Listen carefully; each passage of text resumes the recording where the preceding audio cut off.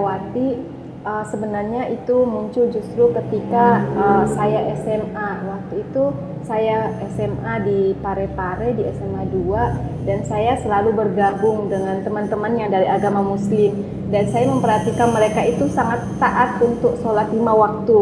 Nah, dari situlah awal pertama muncul, kemudian saya ada pemikiran muncul bahwa saya harus mendalami agama saya. Maka saya katakan kepada teman saya waktu itu ketua OSIS, tahu nggak, saya mau jadi biarawati gitu. Lalu kemudian saya sampaikan kepada orang tua, tapi papa saya agak berat. Nah, waktu itu juga saya punya pacar. Tapi kemudian saya sampaikan kalau saya ada rencana untuk menjadi seorang biarawati. Waktu itu teman dekat saya ini ada di angkatan militer, jadi saya tidak pamit, dan untuk saya itu berat ya, karena saya dalam posisi di mana saya mencintai seseorang, tetapi juga saya merasa bahwa saya dipanggil untuk hidup menjadi biarawati, dan itu proses yang panjang untuk saya.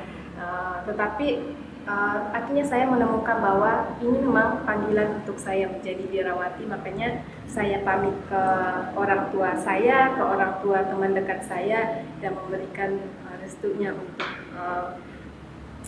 pilihan hidup saya menjadi seorang biarawati. Kalau saya sendiri sih dulu waktu awal-awal kuliah ya, saya tuh niat gitu pengen berubahnya itu nggak cuma secara akhlak tapi juga secara iman, pokoknya semua deh, kehidupan sehari-hari, akademik gitu.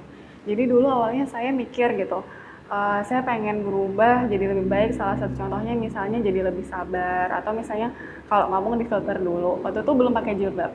Terus seiring berjalannya waktu tuh ngerasa, loh kok susah banget ya berubahnya. Kalau kayak gini terus, nunggu baik dulu baru pakai jilbab, mau sampai kapan? Dan kita kan nggak tahu ya kapan kita mati gitu. Akhirnya niat gitu, oh ya udah, coba aja buat pakai kerudung, sekalian nanti berubah akhlak juga gitu. Jadi kayak sejalan gitu. Jadi nggak tunggu baik dulu baru pakai jilbab. Terus ya udah akhirnya Bismillah memutuskan untuk pakai jilbab, dan alhamdulillah gitu sejak pakai kerudung gitu ya, apa yang ingin aku ubah tuh kayak lebih mudah aja gitu. Yang tadinya aku pengen lebih sabar, pengen ngomongnya lebih halus ke orang lain, itu tuh kayak ternyata lebih dimudahkan itu sama Allah kayak gitu.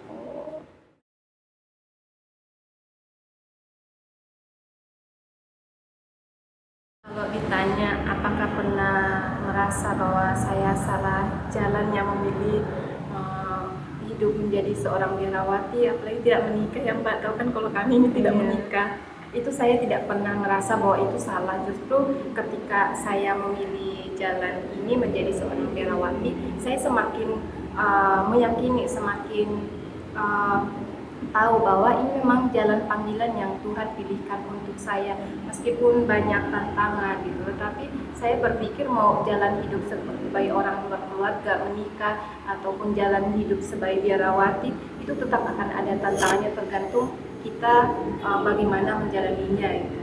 Sehingga meskipun banyak tantangan, saya bisa tetap bertahan dan tetap percaya bahwa ya Tuhan yang memulai ini, maka Dia pula yang akan menuntun saya sampai akhir.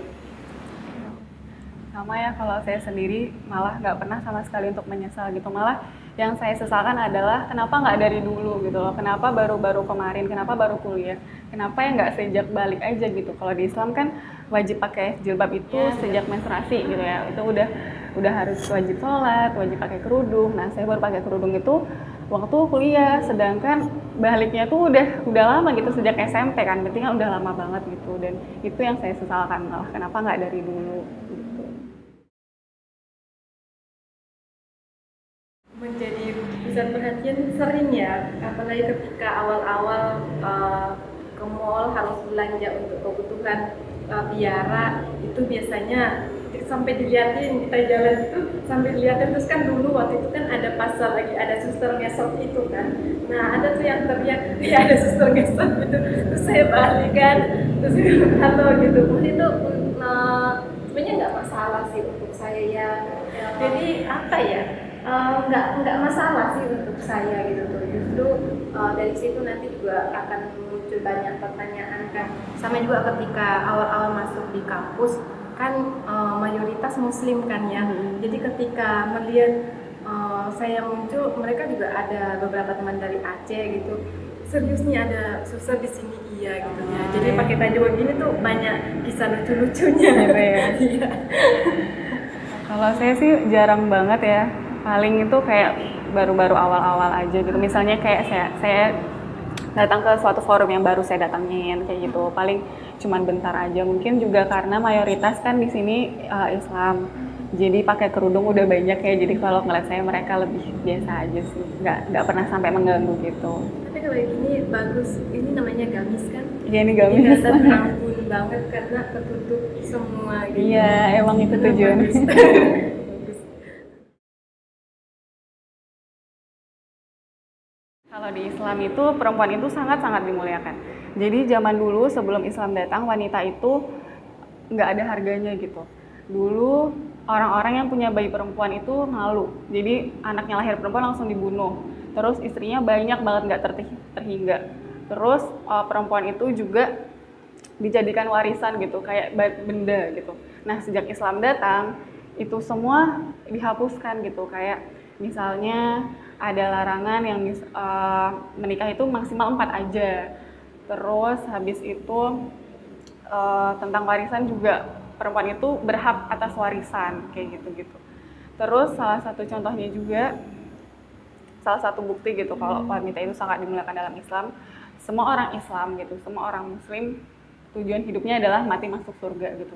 Tapi di dalam Islam surga itu diletakkan di bawah kaki perempuan gitu, di bawah kaki seorang ibu. Jadi perempuan itu sangat-sangat dimuliakan gitu. Jadi di dalam Islam wanita itu terikat dengan keistimewaan sendiri, dan keistimewaan itu mendekatkan dia pada surga gitu. Jadi kalau misalnya ada yang bilang Islam itu tidak berpihak kepada wanita, Islam itu menomorduakan wanita, menurut saya itu sangat-sangat salah ya. Justru Islam itu sangat memuliakan dan sangat menjaga wanita.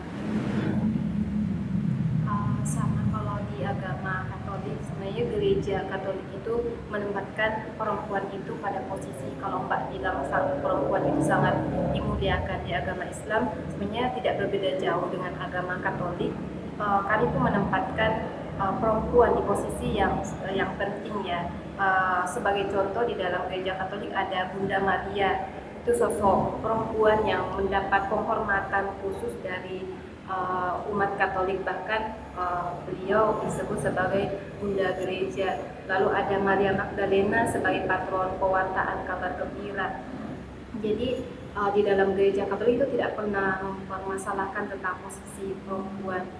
Sama bahwa perempuan itu harus dihormati, harus dihargai, harus dilindungi, dicintai, karena juga di kitab suci juga mengatakan bahwa posisinya sama gitu. Hendaknya perempuan menghormati laki-laki dan hendaknya laki-laki mencintai para perempuan.